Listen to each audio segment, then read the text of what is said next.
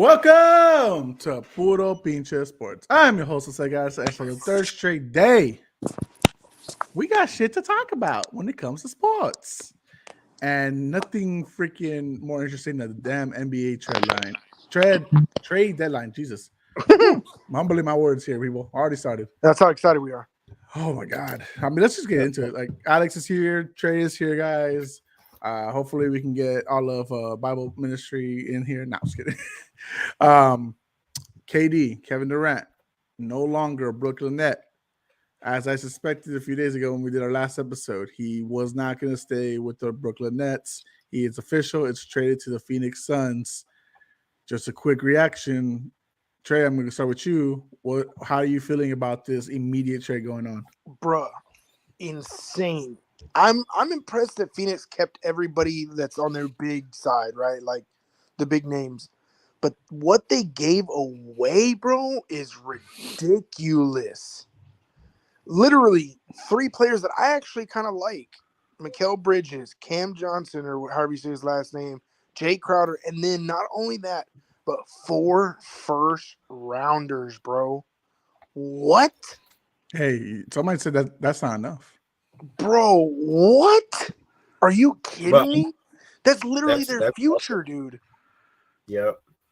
That's insane. And I get it, right? You wanna produce now. I understand that concept. But holy cow. Like, blew my mind when I saw that. Alex, how are you feeling, man? Like I still feel like Brooklyn, like I said before, won the trade with Kyrie. They set up their team for the future. It's pretty good. I mean, and I also like that KD didn't go to the social media and wasn't a big deal like how Kyrie was whenever he was asking for the trade. So I mean, still, I still think Brooklyn did a fantastic job. They did, dude. They got rid of 2 big pieces and got a crud ton for their future. Yeah, set up for the future. Did they, though? Did they? Yes. The Suns also are now, they're now more the lead dog for the championship now. See, but that I don't really fully agree with. I do. Good. I agree with that, but they're a good team, but I just like KD joining all those other teams. Yeah, the Warriors, okay, cool, but the Warriors were killing people before him. The Suns, they've been doing okay. They haven't been killing people really. But they needed that one X factor. Remember, not that long ago, they were just in the title picture, like themselves. Maybe not though. Even last year, like the only thing that separated them is a guy to like really compete with Luka and overthrow him. I mean, if you had KD last year in Phoenix's team, I mean, maybe remember that team was also a first place team. It could have been a huge difference maker to have KD in there. And that could be. I'm just saying, I guess personally with my experience, I'm not going to believe it until I see it. So I mean, think about it like this: before this trade, who'd you have if they were to play each other in the first round? Who would you guys have? Dallas or the Suns? Dallas. Okay, now with KD on the Suns, does that look different? Phoenix for sure, yeah. So I mean, like KD is that type of player. A lot of people were saying the Suns are one player away, and now it's like, you know what I mean? They have that player now. Yeah, and again, I could see it. I could see them doing very well, but then I could also see it going very badly.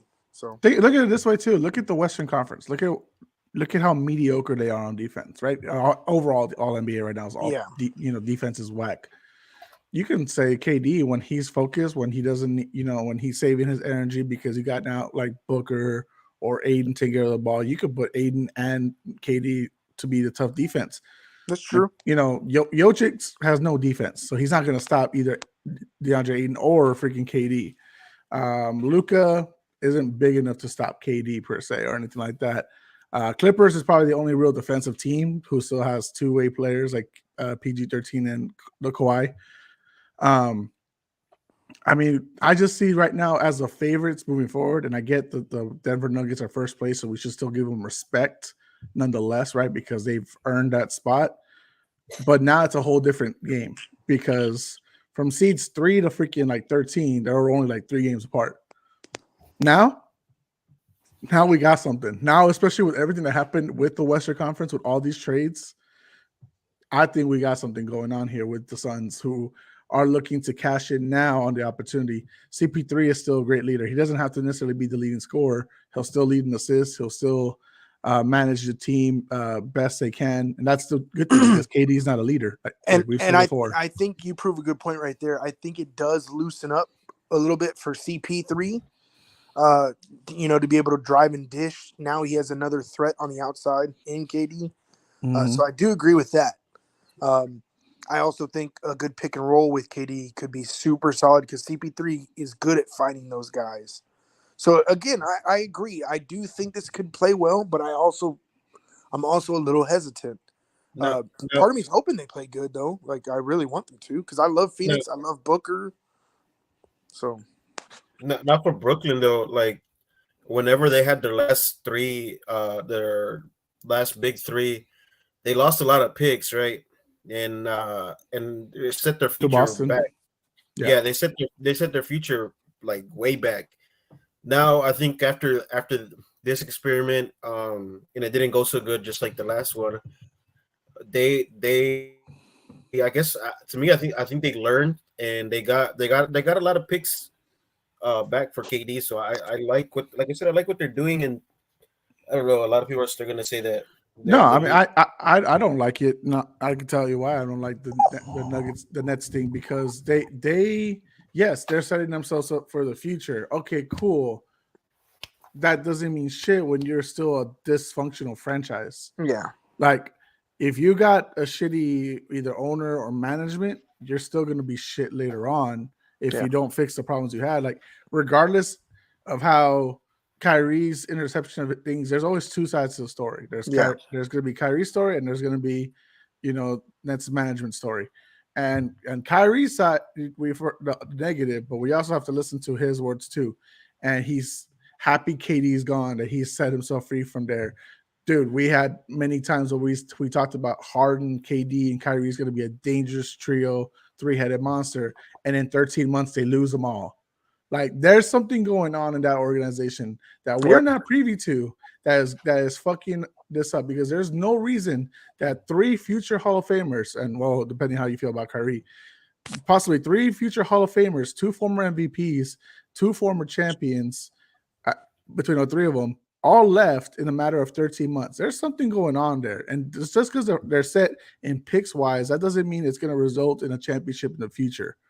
The Spurs got like 13, 14 first round picks. That doesn't guarantee we're going to have a fucking bright ass future. We don't know what might happen. The same thing goes with OKC or Utah and et cetera and all these other stuff, Like that doesn't, like, picks don't equate to winning now when it matters. And that's unfortunately the truth. You had 3 years of KD and Kyrie, zero to show for it. So now you're just built for the future. Okay, when's the future finally going to land? You've been building for the future for decades. When's the last time? The last time that the Nets were in a fucking finals was when they were New Jersey Nets. Yep, the early 2000s. Like, hey, massive alert that just happened, bro. You ready? What's going on? Geno Smith, comeback player of the year. There you go. Congratulations, Geno Smith. That's awesome, dude. I'm real happy for that dude. No, I don't know if you want to switch over. We're still talking about KD, but no. I got excited because I like Geno. I mean, let's keep it on the topic since we only have a limited time to stick on the trade deadline stuff. No, that's what I mean. Speaking of the trade, I mean, do you guys like the Russell Westbrook trade from LA? I don't mind it. I think it was a good move for Russ personally. For Russ, I think it was good. Yeah, but I don't mind it at all. Both sides, really. But I think for the Lakers, they add a little more debt, not necessarily it changes anything for them. They also got rid of Pat Beverly, which is huge. I love that move. I hate Pat Beverly.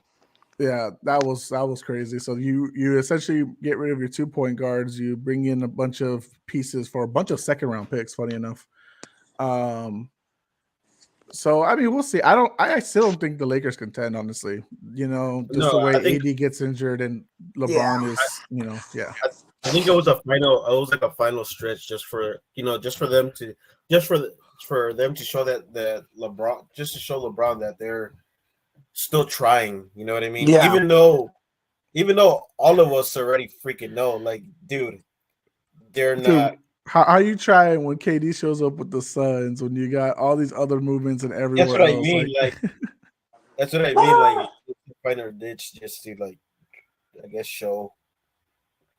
Like Dario Saric is now with the freaking the Thunder.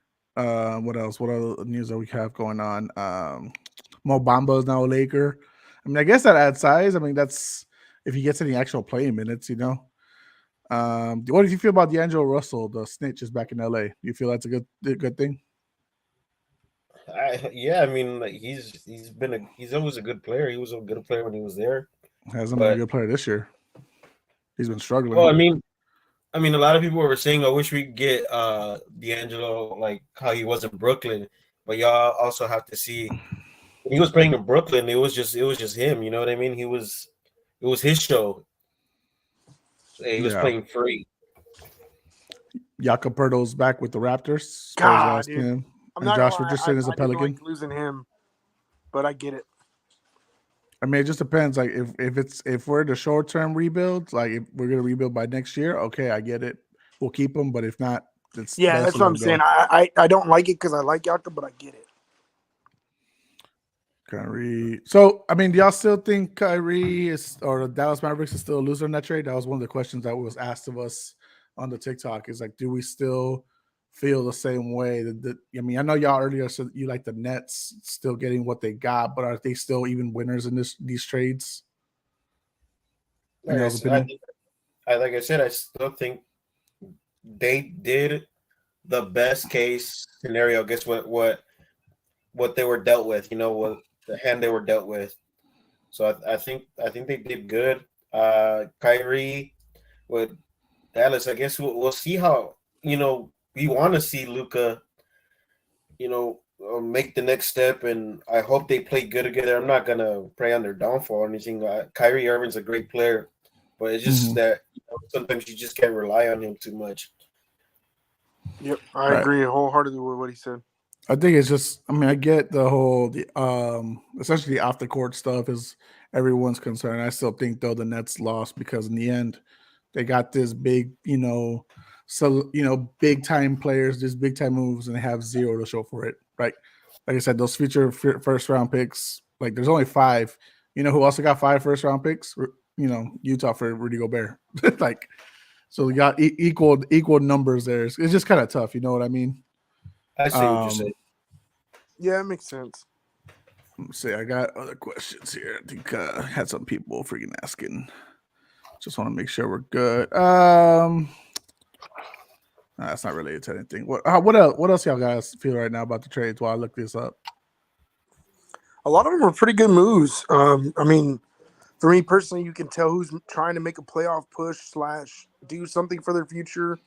But then you can also see that, like, the teams that know that this isn't their year, but they're rebuilding. So, like the Spurs, for example, right? Like you can tell the Spurs are definitely in rebuild mode, and we showed that with the 2 we sent away. We got a decent amount back for Josh Richardson, which is kind of crazy. I wouldn't expect him to get that much back for him. A bunch of seconds, yeah. So Chicago didn't make any moves, and Zach LaVine does not want to be there. Charles Barkley even said, like, I don't know what they're doing. I honestly don't know what they're doing either. They're not a good basketball team. I just watched them play right now. They shot like 3 for 18, 3 for 19 at threes, and that was the same problem last year when they ran into Milwaukee in the playoffs. Yes, Lonzo has to do a lot with it. I mean, Lonzo's a great player. Dude, when all of them play together, Lonzo ran the team, and the way he played, I don't know, man, just got his guys open, and the Bulls played great with him. And now this team they're not good, man. They're not good defensively. They're not a good 3-point shooting team.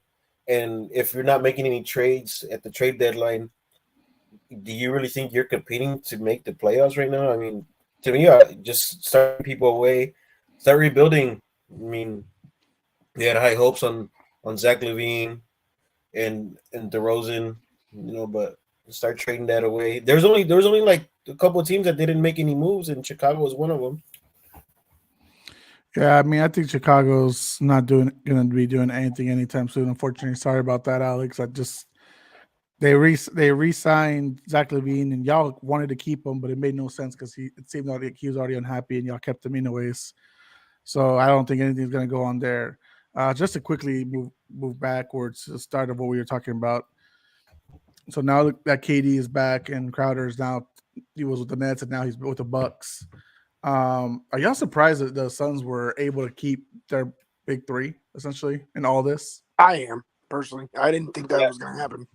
I don't know how they pulled it off, honestly. I don't either. I really don't. I was super surprised. Like, remember what we were talking about the other day? Kyrie was going to be moved possibly to the Suns for CP3, Crowder, and a first-round pick. And now all of a sudden, it's a whole different story. Like, CP3 doesn't even get moved, and he has a chance. What is a championship right now in the careers of a CP3, Booker, and essentially KD?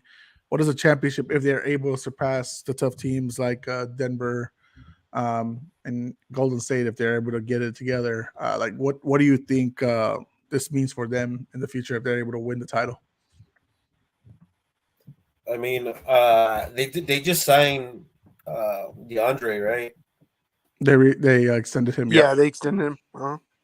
So I mean, obviously they think they got something with the core, and I think I said it a couple of weeks ago where I was like, man, their time is really slim to none right now. They need to make they need to make a move, because if not, I honestly thought they're the next team that's going to be rebuilding. And I think at one point, I think DeAndre Ayton was, he was upset with the team. Like it was like a month ago or so. So no, it was like all last season. So like this KD move, I mean, like I said, it's huge. The general managers are showing the team, showing the players that look, it's our time. We need to. That's exactly the point. Yep. If it works, it's a great move by that organization. If it works, so I agree. I think it was a great move. It's funny because to push, because Charles Barkley was making fun of KD, and imagine the KD wins a championship there in Phoenix, what he couldn't do. I saw that. Crazy. I read it on Twitter. I was like, what the heck? I didn't even know that was going on. KD brings Phoenix a title, and Charles Barkley, who couldn't, who's been making fun of KD all this time. Yeah. So let me ask this: who's the favorites in the West then? Right now, like, do you still think, like, do you still have the Nuggets as the favorites, or do you think the Suns have overcome, the odds there with this change? I mean, I'll speak first. I mean, the Suns are clearly front runners now, even though like you said, Denver deserves a lot of credit. I mean, they've been playing fantastic basketball all year. But I mean, like, man, KD is just a different element to that group. Is key. But I think a dark horse are the Pelicans, bro. I honestly think the Pelicans are really a dark horse. As long as get back fully healthy, yeah. And when they play together, man, they're on it, man. And I think they're a really dark horse. And I still think Phoenix is clearly the front runner right now with this move. Trey, how are you feeling? Yeah, I agree. I again, and I'll say it again. If it works out, yeah, they're definitely that. Because think about it, bro. You not only you have Ayton, KD, Booker, and CP3. Like that's a freaking hard team to stop in general. Who cares about who their fifth person is? So I agree. I think if it does work out like they want it to, and like it looks like it could, yeah, there's not going to be much stopping them for sure. Jose, how do you? I know you were a big, like, I'm not gonna say like a hater, because I know you don't hate anybody, but I know you were a big Moi? Like you're criticizing Phoenix, like, was it like a couple weeks ago too, right?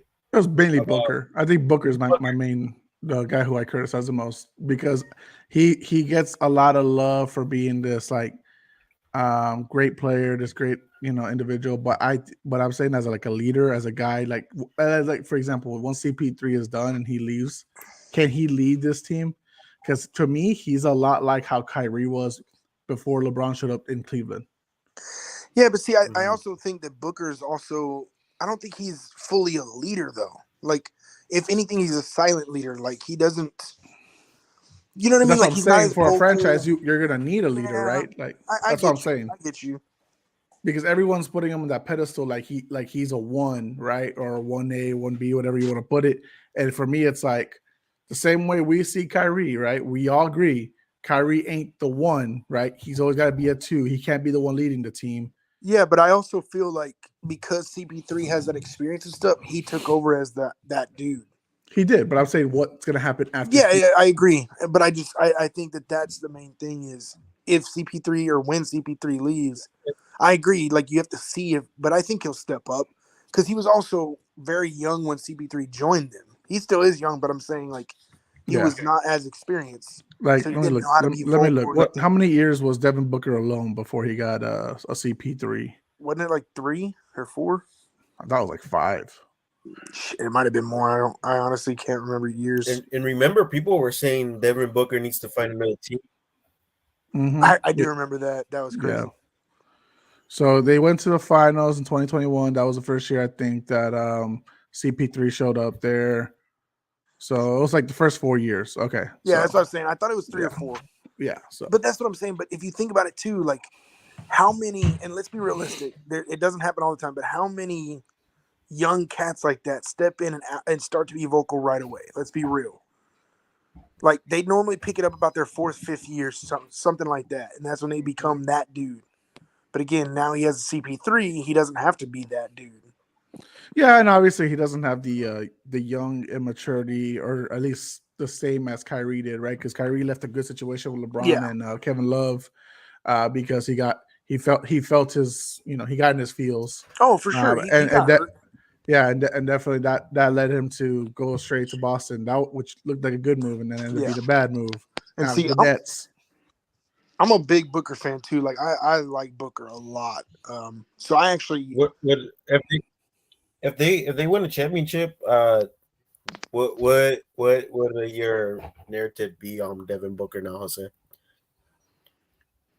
Would it still be the same, or it'd be the same? I want to see how he does as the guy. I agree with Jose. Like again, I'm a big Booker fan, but that's what I was gonna say is I'm actually curious to see.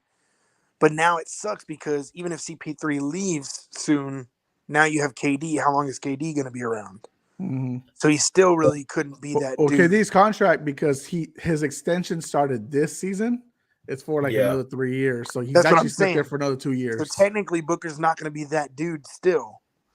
But and arguably, is KD going to be the dude? That's true too. There's a lot of up in the air things, man, and that's what makes these type of sports exciting. And they traded away two good players. I mean, I think they were good role players for them. Bro, I think all 3 Mikal Bridges was what great. You talking about? Mikal Bridges was fantastic. Cam Jordan or Johnson or whatever was an up and comer. Even Jay Crowder played his position. Like he wasn't. No, not this year. Jay Crowder and Phoenix were done. He hasn't played this year. No, I'm saying like in general, like Jay Crowder is that position dude. Like, and that's also someone that's getting lost in this. That the Bucks picked him up. They're already a good defensive team. Yeah, and Jay Crowder fits that mold perfectly. Yeah, he's a big defensive guy. I mean, I don't know about you guys, but he's always defending. To me, he's always defending the best perimeter player. Yeah, 100%. I like him for his grit. I like him for his grit. Yeah, he plays grit, like a lot. And right now, they already have Drew Holiday, and I think whenever he comes have Middleton, dude, that's a solid team. You're right. Really underrated defender player. Does he come off the bench or does he move into a slot to a starter? Yeah. I say because he was more like a 3 or 4, so he can come off from Giannis. Okay. Personally, that's what I would do because he would bring energy because he's a very energetic person, and you know what I mean. He'd get gritty, like you're saying. So I would close out the game, and I think they will, like with Drew, Middleton, Crowder, Giannis, and Lopez. I think that's a nasty 5, bro. Holy shit! And you even got Bobby. Nasty. You even got Bobby Portis, man. Portis. And Bobby off the bench is nasty too. Yeah. So we'll see. I mean, we know Crowder's had a long tenure career in the NBA. Obviously, things went sideways with him in Phoenix this year. So we'll see how that goes. But I mean, overall, I think that's what I'm saying. There were some really good moves in general. Yeah, like I said, that Crowder is really under the radar.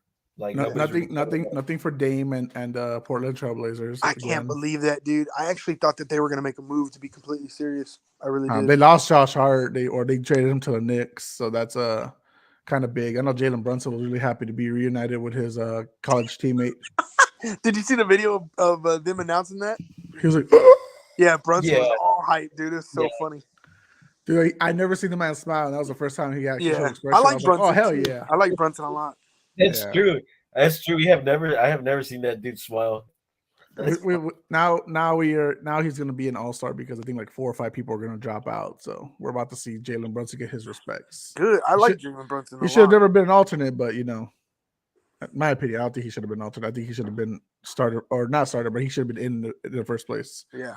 But all right, guys, I don't have much more to say. Y'all got anything closing statements? No, this was a much needed impromptu episode for sure.